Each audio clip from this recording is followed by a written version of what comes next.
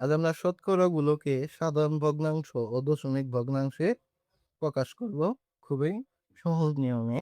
যদি ৮০% শতকরা দেওয়া থাকে, একে আমরা কিভাবে খুব সহজে ভগ্নাংশে, সাধারণ ভগ্নাংশে এবং দশমিক ভগ্নাংশে রূপান্তর কিভাবে করব, এটা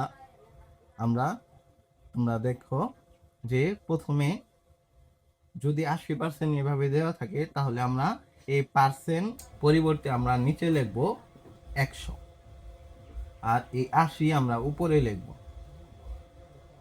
এটা হয়ে গেল যে সাধারণ ভগ্নাংশে আমরা প্রকাশ করলাম। এরপর এটাকে আমরা দশমিক ভগ্নাংশে প্রকাশ করব। তো এটা দশমিক ভগ্নাংশে প্রকাশ কিভাবে করব? এটা খুব সহজ একটা নিয়ম হলো যে, যেহেতু আমরা ১০০ দিয়ে ৮০-কে ভাগ করব, তো এটা আমরা যদি ভাগ করতে যাই অনেকটা সময় লাগবে। তো এটি খুব সহজে আমরা কিভাবে করব যে ১০০ কয় শূন্য আছে? ২ শূন্য। ১০০ ২ শূন্য আছে, আমরা ২ সংখ্যা এই আগে দশমিক বসাই দিব। তাহলে ০.৮০। বুঝতে পারছো? এই একের পরিবর্তে আমরা লিখলাম যে ০, আর এই ২ শূন্যর বদলে আমরা এই ৮০ লিখে তার আগে এই ২ শূন্যর আগে একটা দশমিক বসিয়ে দিলাম। তাহলে সহজেই আমরা দশমিক ভগ্নাংশে এভাবে রূপান্তর করতে পারবো। তো আরেকটা অঙ্ক আমরা খেয়াল করি। যদি ৭৪% এটি দেওয়া থাকে, এটি কিভাবে সাধারণ ভগ্নাংশ ও দশমিক ভগ্নাংশে রূপান্তর করব? তো খুব সহজ নিয়ম হলো যে আমরা পার্সেন্টের পরিবর্তে ১০০ লিখব এবং এই ৭৪ উপরে বসিয়ে দেব। এটা হয়ে গেল সাধারণ ভগ্নাংশ। এরপর আমরা দশমিক ভগ্নাংশে কিভাবে নিব?